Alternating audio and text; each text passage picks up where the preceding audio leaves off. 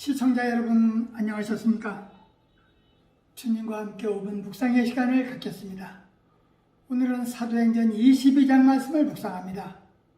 본장은 바울이 예루살렘에 도착하여 사도들로부터 환영을 받았으나 동시에 율법 준수를 고집하는 유대인 신자들이 바울에 대해 품고 있는 의혹과 불만에 대해서도 전해 들었습니다.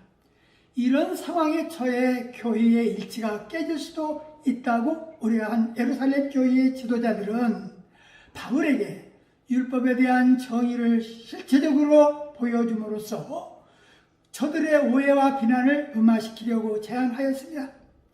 마침 그때 예루살렘 교회에는 나실인 서약을 한 4사람의 유대인이 있었습니다. 이 서약에 따르면 그들은 30일 동안 머리를 기르며 독주를 마시지 말아야 하며 시체와 접촉을 피해야 합니다. 이 기간이 지나면 한 마리 어린 양과 암양 한 마리, 순양 한 마리를 제물로 바칩니다. 그리고 난 후 비로소 머리를 깎고 머리카락을 불태우고 나서야 서약 이행이 완료되는 것이었습니다. 그러나 이 유대인 신자들은 가난하여 율법에 정해진 예물을 드릴 수가 없었습니다. 그런데 바울은 유럽과 소아시아의 신자들로부터 여비를 받아가지고 있었습니다. 야고보는 바울에게 이 돈을 4사람을 위해 쓰라고 권합니다. 신앙심 깊은 유대인들은 가난한 사람이 나실인 서약을 할 수 있도록 도와주는 것을 영예로운 일로 여겼습니다. 한편 바울 자신은 정결의식을 행하도록 권유받았습니다. 외국에서 돌아온 유대인들은 무덤을 만진 것과 같이 부정하다고 여겨져 정결의식을 행해야 했기 때문입니다. 이 같은 2가지 행동을 통해 율법에 대한 존경심을 보이고 그럼으로써 유대인 신자들의 의혹과 불안을 풀어주라고 예루살렘 교회의 지도자들은 바울에게 권유를 했습니다. 또한 본문에서 바울의 설교가 소개되었는데 바울의 출생과 성장 내력, 휴심 과정, 이방인은 사도로 소명받게 된 경위가 밝혀져 있습니다. 민중들이 바울을 잡아 죽이려고 할 때 천부장의 손에 의해 보호받게 되었고 바울의 자신의 개종 사실에 대하여 민중들 앞에서 변론하는 기회를 얻게 되었습니다.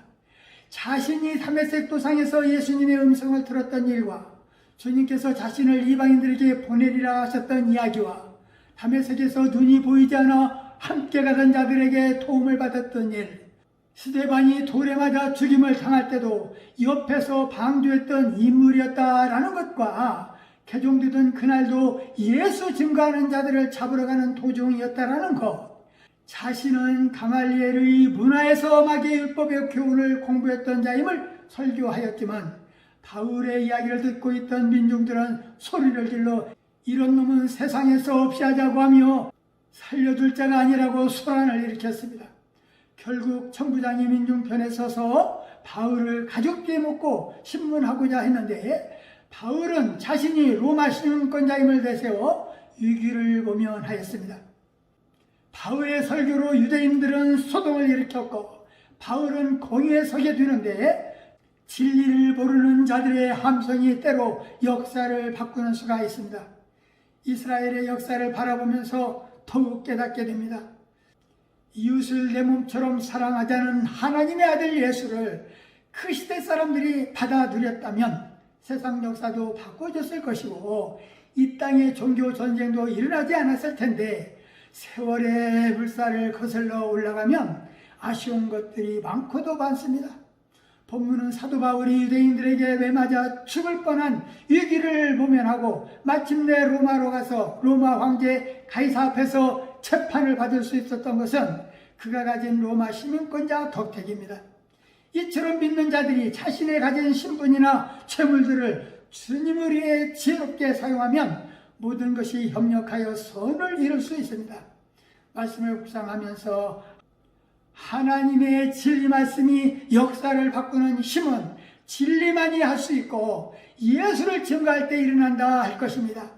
스데반이 돌에 맞아 죽음을 당할 때 지켜보았고 방조했던 바울이 어떻게 예수님을 만나 하나님의 귀한 사도로 쓰임을 받았는가에 대한 의문은 전적인 하나님의 은혜가 있었기에 가능했던 일입니다. 말씀을 상고하며 기도하며 묵상의 시간을 마치겠습니다. 좋으신 하나님 아버지, 사도행전 22장 말씀을 묵상하면서 내가 그를 위하여 모든 사람 앞에서 너희 보고 들은 것에 증인이 되리라 하셨습니다. 주님, 우리는 지금까지 그리스도인이라고 핍박받은 적이 있는가 뒤돌아보게 하옵소서. 바울은 예수 때문에 무차별 폭행을 당할 때에 담대히 주님을 증거했습니다. 주님, 바울은 로마의 시민권자로 자부했다면 우리는 천국의 시민권자로 행복을 누리며 천국의 시민권을 충분히 활용하여 복음을 전파하게 하옵소서. 천국 시민권자는 하늘에 속한 모든 신령한 복을 누리게 되며 영원한 하나님 나라를 상속받게 된다는 사실을 잊지 않게 하옵소서. 예수님 이름으로 간절히 기도하옵나이다. 아멘.